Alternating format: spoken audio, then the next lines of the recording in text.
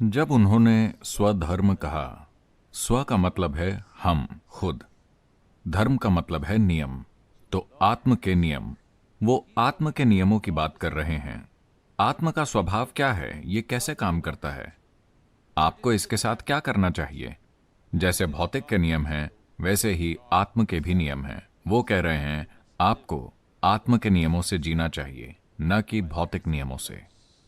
अगर आप भौतिक नियमों से जीते हैं तो ये होगा, आज हम दोस्त हैं, कल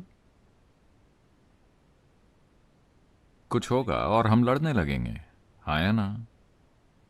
हाँ, आप वहां बैठे हैं, मैं यहां बैठा हूं, हम अच्छे हैं। अगर आप यहां बैठने की कोशिश करते हैं तो लड़ाई होगी। हाँ या ना? क्या ऐसा दुनिया के सबसे करीबी रिश्तों में भी नहीं हो रहा है? न केवल दो राष्ट्रों के बीच, समुदायों के बीच, समाजों के बीच, क्या ये पति पत्नी, पिता और बेटे, माँ और बच्चे के बीच नहीं हो रहा है? क्या ऐसा नहीं हो रहा है? हाँ या ना?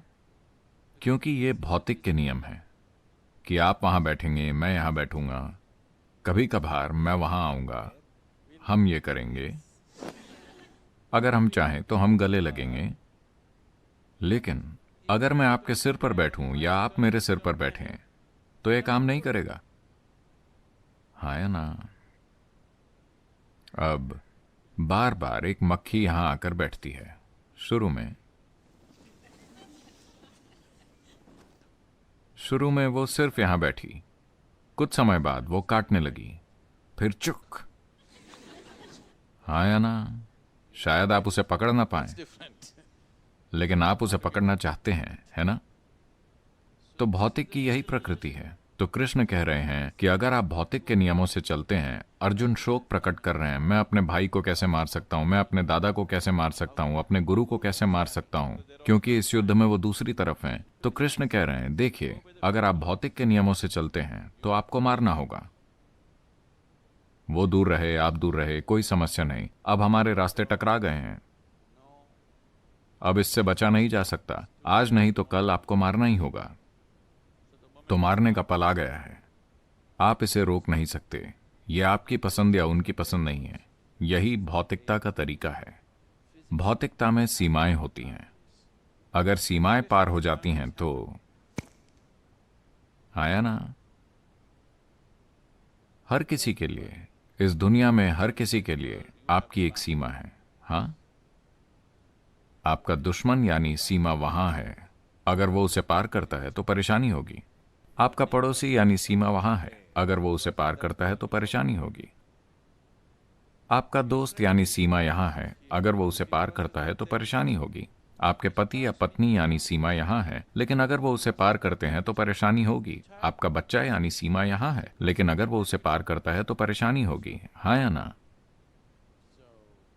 तो हर किसी के लिए एक सीमा है कि नहीं? चाहे वो आपको जितने भी प्रिय हों, क्या एक सीमा नहीं है? एक सीमा है या नहीं?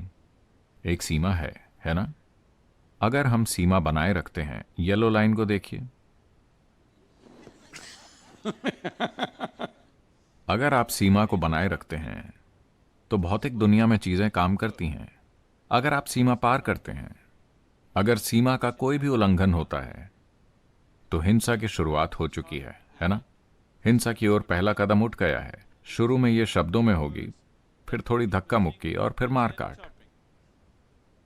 ये मत सोचिए कि नहीं नहीं मैं ऐसा नहीं करूंगा, आप भी ऐसा करेंगे। यही भौतिकता का तरीका है।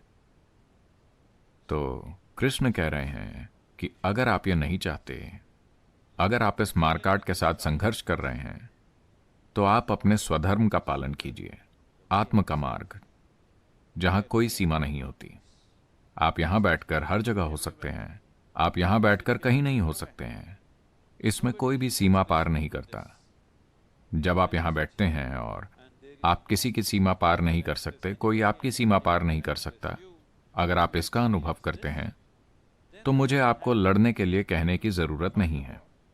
लेकिन आप भौतिकता के नियमों से जीते हैं और आप लड़ाई से बचने की कोशिश करते हैं तो कोई फायदा नहीं है, वैसे भी आपको लड़ना ही